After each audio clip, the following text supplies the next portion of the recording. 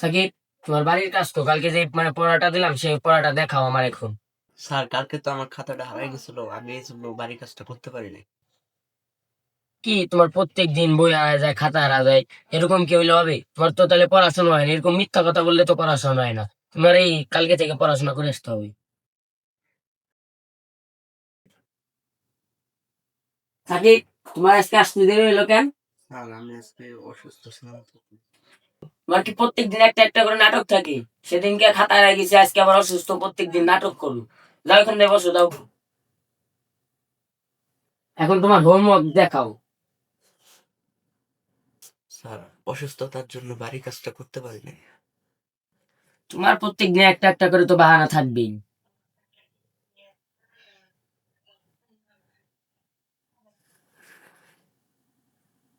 এই যে হোমওয়ার্ক গুলা কালকে করে আসবা, ঠিক আছে? আর ফাঁকি দেওয়া যাবে না।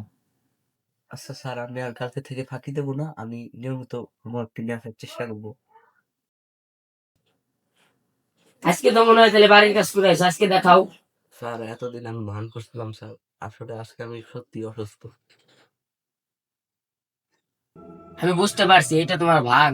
আজকে আমি আমি তোমার আম্মুর ফোনটা করে দেবো, তুমি পড়াশোনা করো। এই, ও তো দেখি সত্যি অসুস্থ। ওর তো হাসপাতালে নিতে হবে, ওর আম্মুর ফোন দিয়ে দেখি।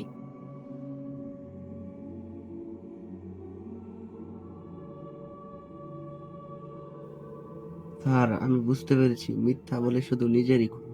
স্যার আপনি যখন সত্যি অসুস্থ ছিলাম আপনিও বিশ্বাস করেননি। হ্যাঁ সাকিব, মিথ্যা মানুষের চরিত্র নষ্ট করে দেয়। একবার মানুষ বিশ্বাস হারালে আর কোনো সময় বিশ্বাস ফিরে পাবে না।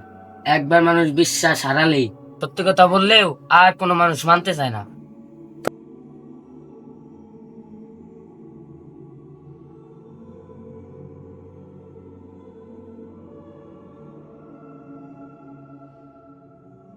একবার মিথ্যা বললে ভবিষ্যতে সত্যও কেউ বিশ্বাস করে না।